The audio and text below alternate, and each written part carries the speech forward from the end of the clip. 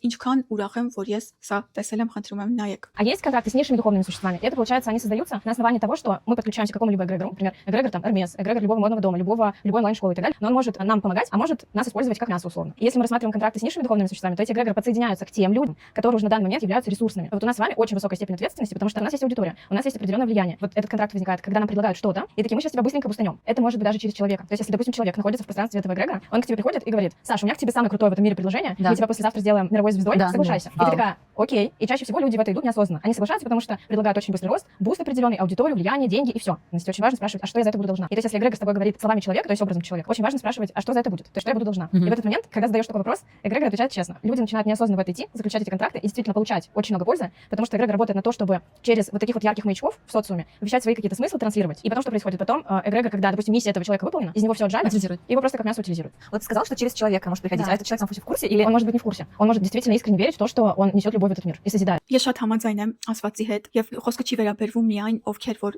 բլոգ են վարում, ովքեր որ հանրության առաջ են եւ ունեն ինչ-որ ազդեցություն։ Կյանքում էլ միշտ ինձ համար շատ վատ միտք է եղել կտրուկ հարստանալը, կտրուկ ինչ-որ բաներ միանգամից ունենալը, որովհետեւ ես այդտեղ միշտ զգացել եմ այսպես խորամանկ գայթակղություն, ինտուիտիվ մակարդակում։ Իսկ եթե կա այդտեղ ինչ-որ այդպիսի գայթակղություն, ուրեմն այդտեղ ամեն ինչ մաքուր չի եւ անվտանգ չի։ Խնդրում եմ գիտակցված ապրեք, խնդրում եմ ուշադիր եղեք։ Այս կյանքում ամենակարևորը չկորցնել ինքդ քեզ, չկորցնել քո ինքնությունը, քո էությունը, քո մարդկությունը ու քո հոգին։ Ոչ մի բան չարժի նրան, որ դուք կորցնեք ձեր ով լինելը։ Շատ ուշադիր եղեք, թե դուք ինչ մարդկանց եք լսում, ինչ արտիստների եք լսում, ինչ երաժշտություն եք լսում, ում հետ եք շփվում, առհասարակ դեպի ուր եք ուղղում ձեր էներգիան, ում եք դուք սնում, ինչ եք դուք սնում այս կյանքում ու այս աշխարհում։